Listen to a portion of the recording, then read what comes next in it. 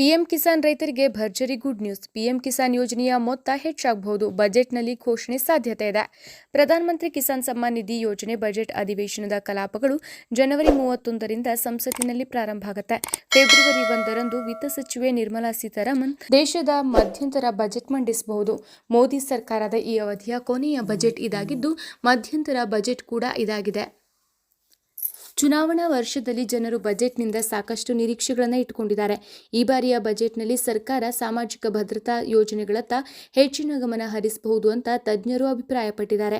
ವಿಶೇಷವಾಗಿ ರೈತರು ಮತ್ತು ಮಹಿಳೆಯರನ್ನು ಓಲೈಸುವ ಪ್ರಯತ್ನ ನಡೆಯಬಹುದು. ಪಿಎಂ ಕಿಸಾನ್ ಸಮ್ಮಾನ್ ನಿಧಿ ಮೊತ್ತ ಹೆಚ್ಚಾಗಬಹುದು. ಪ್ರಧಾನಮಂತ್ರಿ ಕಿಸಾನ್ ಸಮ್ಮಾನ್ ನಿಧಿ ಯೋಜನೆಯಡಿ ಪ್ರತಿ ವರ್ಷ ರೈತರ ಖಾತೆಗೆ 6,000 ರೂಪಾಯಿ ಸರ್ಕಾರವು ಇದನ್ನು ಕನಿಷ್ಠ ಆದಾಯದ ಬೆಂಬಲವಾಗಿ ಒದಗಿಸುತ್ತೆ.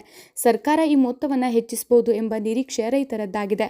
ಅದೇ ಸಮಯದಲ್ಲಿ ತಜ್ಞರನ್ನು ಉಲ್ಲೇಖಿಸಿ ಕೆಲವು ಮಾಧ್ಯಮ ವರದಿಗಳಲ್ಲಿ ಸರ್ಕಾರವು ಪಿಎಂ ಕಿಸಾನ್ ಸಮ್ಮಾನ್ ನಿಧಿ ಯೋಜನೆಯ ಮೊತ್ತವನ್ನು 6,000ದಿಂದ 8,000 ಅಥವಾ 9,000ಕ್ಕೆ ಹೆಚ್ಚಿಸಬಹುದು ಅಂತ ಹೇಳಲಾಗಿದೆ. ಅಲ್ಲದೆ ಸರ್ಕಾರ ಹೊಸ ಆರೋಗ್ಯ ಮತ್ತು ಹೊಸ ಜೀವ ವಿಮಾ ಯೋಜನೆಯನ್ನ ತರಬಹುದು. ಮಹಿಳಾ ರೈತರು ಹೆಚ್ಚಿನ ಮೊತ್ತವನ್ನ ಪಡಿಬಹುದು. ಮಾಧ್ಯಮ ವರದಿಗಳಲ್ಲಿ ಮಾಡಿದ ಹಕ್ಕುಗಳ ಪ್ರಕಾರ ಕಳೆದ 10 ವರ್ಷಗಳಲ್ಲಿ ಸರ್ಕಾರವು ಬಜೆಟ್ನಲ್ಲಿ ಮಹಿಳೆಯರಿಗೆ ಸಂಬಂಧಿಸಿದ ಯೋಜನೆಗಳ ವೆಚ್ಚವನ್ನು 30%ನಷ್ಟು ಹೆಚ್ಚಿಸಿದೆ.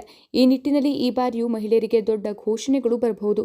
ಮಹಿಳಾ ರೈತರಿಗೆ ಸಮ್ಮಾನ್ ನಿಧಿಯನ್ನು ವಾರ್ಷಿಕ 12,000 ರೂಪಾಯಿಗೆ ಹೆಚ್ಚಿಸಬಹುದು. ಈ ಘೋಷಣೆಗಳನ್ನು ಮಹಿಳೆಯರಿಗಾಗಿಯೂ ಮಾಡಬಹುದು. ಮಹಿಳೆಯರಿಗೆ ಬಡ್ಡಿರಹಿತ ಸಾಲ ನೀಡುವ ಯೋಜನೆಯನ್ನು ಸಹ ಸರ್ಕಾರ ಆರಂಭಿಸಬಹುದು. ನರೇಗಾ ಯೋಜನೆಯ ಅಡಿಯಲ್ಲಿ ಕೆಲಸ ಮಾಡುವ ಮಹಿಳೆಯರ ಗೌರವ ಧನವನ್ನು ಸಹ ಹೆಚ್ಚಿಸಬಹುದು. ಮಹಿಳಾ ಕೌಶಲ್ಯಾಭಿವೃದ್ಧಿ ಯೋಜನೆಯನ್ನು ಸಹ ಪ್ರಾರಂಭ ಮಾಡಬಹುದು. ಮಾಧ್ಯಮ ವರದಿಗಳ ಪ್ರಕಾರ ಮಹಿಳಾ ರೈತರಿಗೆ ಈ ಯೋಜನೆಯಡಿಯಲ್ಲಿ ಪಡೆದ ಮೊತ್ತವನ್ನು ಸರ್ಕಾರವು 12,000 ರೂಪಾಯಿವರೆಗೆ ಹೆಚ್ಚಿಸಬಹುದು. ಇದು ಪ್ರಸ್ತುತ ಲಭ್ಯವಿರುವ ಮೊತ್ತಕ್ಕಿಂತ ದ್ವಿಗುಣವಾಗಿದೆ. 2024ರಲ್ಲಿ ಲೋಕಸಭಾ ಚುನಾವಣೆ ನಡೆಯಲಿದೆ.